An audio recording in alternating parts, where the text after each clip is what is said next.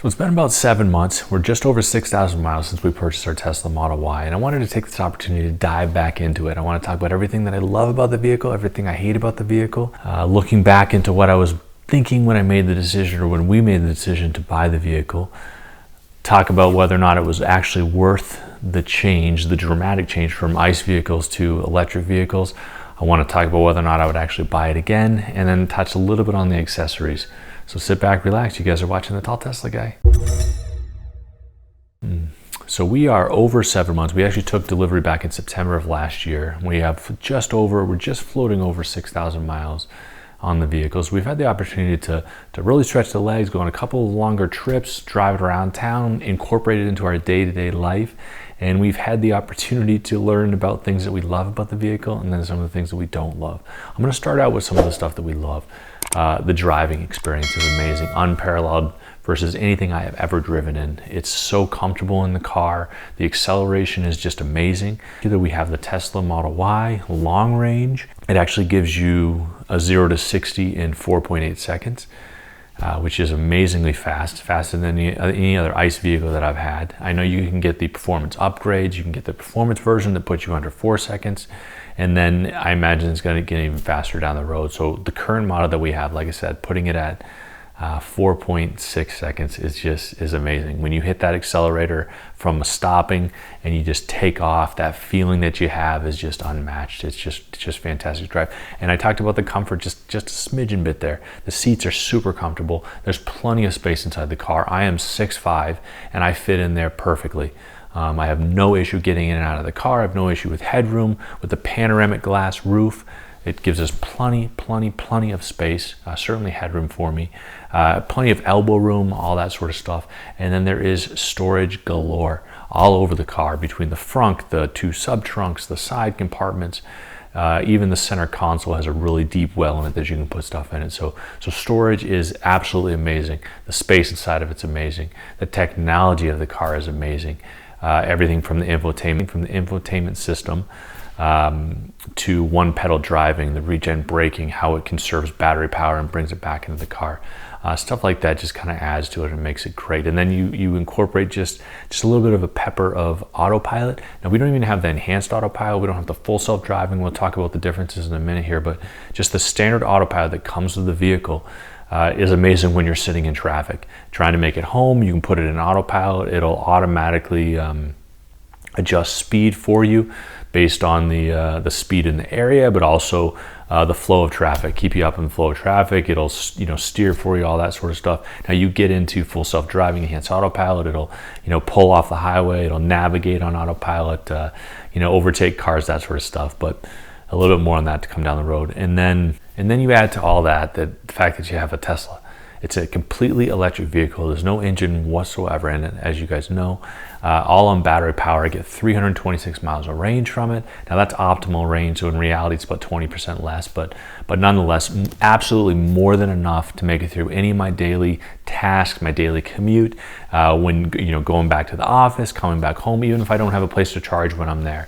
More than enough energy to go anywhere that I need to be. Right? And then on top of that, you talk about the supercharger network that Tesla kind of built, from the ground up when they first started launching their vehicles back about, almost 10 years ago. So there are superchargers anywhere you want to be. So you're never that far away from getting a full charge if you need it, which almost entirely eliminates range anxiety, which is another plus, because that's a main concern with electric vehicles in general. There's a couple of things that did drag it down just a little bit. I would almost give it a 10 out of 10, just kind of in hindsight, looking back at the vehicle. If a few little things were better, that's going to kind of push it over. The quality of the vehicle, right? So, 99% of it, I absolutely love it. We had a fantastic delivery experience, and if you guys check out the video that I put in there before to kind of talk about the breakdown, everything like that. Touchless delivery, no haggle pricing, no salesperson. It was amazing.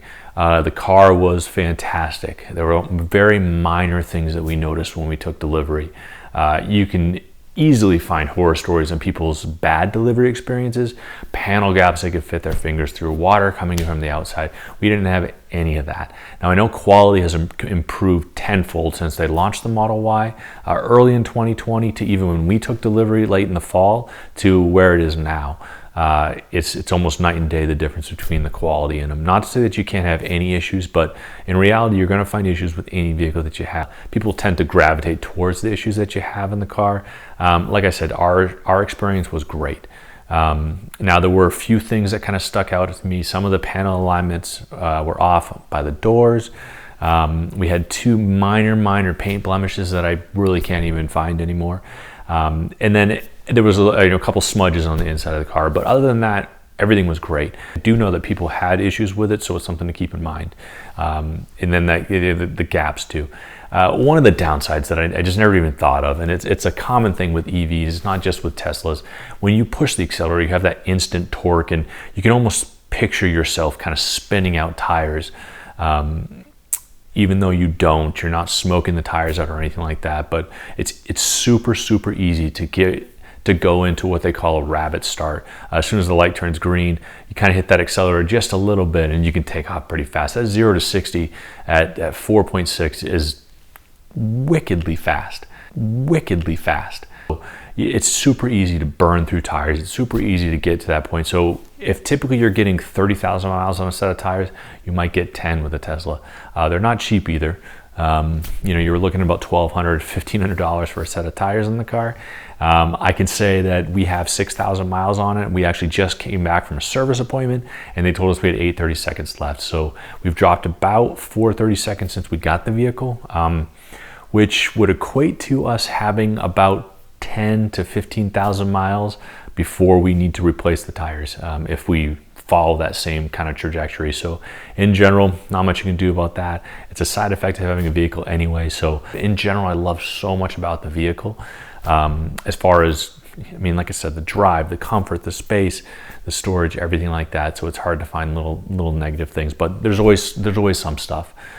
Service appointments, people talk about the service situations being a major negative. We happen to live really close to a Tesla showroom, so that kind of makes it a lot easier to go in and out if we need to, and they've done well with everything that we've brought in there for them. There has been the within spec comment on a couple of things that I asked them about, but for the most part, anything that was broken, they fixed it, which was good, and I'll take it. So we had a frunk sensor that was broken a few weeks back. Brought it in there. They kept it for about a week. They gave us a Model 3 loaner car. I threw a video about that too that you guys can check out if you'd like. But all in all, they were able to fix it. Everything's great. No major issues came after that or anything like that. So it all worked out good for what we were doing. We had a flat tire. They fixed that as well. So little things like that people have issues with them. We just haven't seen them. I'm sure we will. I'm sure things will come up down the road. You can have major problems with a vehicle just like any other vehicle, and it can be something that maybe the response that you get from service isn't quite what you were looking for. So I'm anticipating something like that down the road, but I haven't seen it yet. So keeping that optimism going with it. And looking back on the reason to buy the vehicle, I loved Tesla for years. I loved the vehicles that they had. I loved the excitement around the vehicle.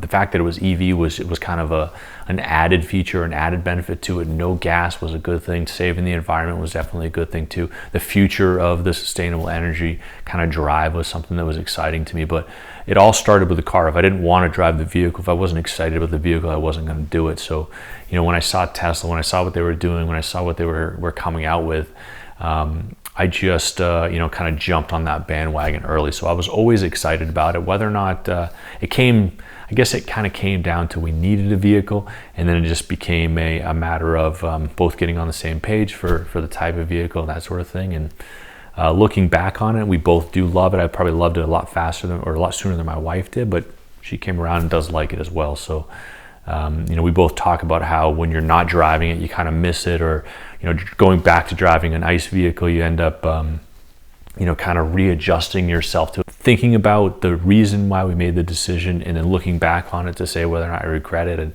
I don't at all. It's been a great ride so far. So all in all, we do love the vehicle, and one of the things I wanted to talk about just a little bit was the accessories. There's video after video after video about accessories. There's 1,001 things that you can get for the vehicle. Some of the things you need, some of the things you'll find out that you just don't.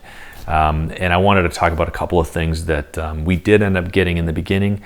like everybody does when they first order their vehicle, and then looking back on it after 7 months, whether or not we actually used it. So I'm gonna start right out with floor mats. There's a link down in the description below for floor mats that I use, that I like. They've been great. I like the way that they look in the vehicle. I like the way that they protect it. We just made it through the winter, and you get all that salt and mud and everything from the winter, kind of bringing it in there. We took the floor mats out, washed them, cleaned the car, everything like that. The carpet underneath it looks great. So we have a golden retriever dog. You guys have seen it in other videos that we put up there before. So getting pet protection for the back was key for us as well. I found one on Amazon. It wasn't too expensive. Covers the back, hooks to the seats, fills the area. It's great. Kind of keeps all of his stuff contained in that particular space, which is something that I certainly don't regret getting. One of the silly things that I never thought I would actually use, I kind of bought it as a gimmicky thing. It's a steering wheel tray. You go to a supercharger, you're there for half an hour charging up, you get fast food, you're tired of holding it in your lap. You put this steering wheel tray, fits right on the steering wheel. You can put all your food on there, and you're good to go. It's kind of a silly thing that I keep underneath the seat, and it comes in handy, certainly if you're eating in the vehicle. We did this before we actually picked up the vehicle. I ended up installing a 240 outlet in our garage where I knew I was going to park the car. You can get a electrician to do it, for sure, if you're not familiar with it or not comfortable with it. It's not one of those things that you have to do. The car comes with a 110 plug. You can plug it into your wall. You're going to get about 5 miles per hour max, maybe, of charge from it. So anywhere from 40 to 60 miles overnight, which is more than enough to recoup what you spent during the day or what you did during the day. So if you don't have the ability to put the 240 in there, you will be absolutely fine with a 110. And then the final thing I just wanted to kind of throw out there is mud flaps. You're going to notice that when you look down the panel of the car from the front to the back, it kind of bows in and then kind of kicks out a little bit. People talk about it when they go on long road trips. They'll notice that the back area of it, almost where the fenders, where the back tires are, it's almost like peppered from dirt and rocks and everything that the front tires kick back to it. So, they make a slew of aftermarket. Even Tesla makes their own. I actually like the aftermarket ones better. They're a little more rounded and a little less kind of obtrusive, but of mud flaps that you can easily attach to them. It took me 10-15 minutes to put all 4 of them on there, and it makes a huge difference. It makes a huge difference in kicking up mud and dirt to the back of it. So, looking back, it's been a fantastic ride. 6,000 miles, 7 months. It's been a great ride so far, and I don't regret it one bit. Love the drive, love the experience, love the thing. Now, we did get lucky in some things, like I said, service, quality, build, that sort of stuff. Keep it in mind when you get yours if you go down that road. But it's been great so far. So, I really appreciate you guys watching. If you haven't already, think about hitting that like button. Think about subscribing. Get videos like this out there all the time. And hope you guys are having a fantastic week, month, year so far. At least it's not 2020 anymore. And, thanks for watching, guys. Have a great day.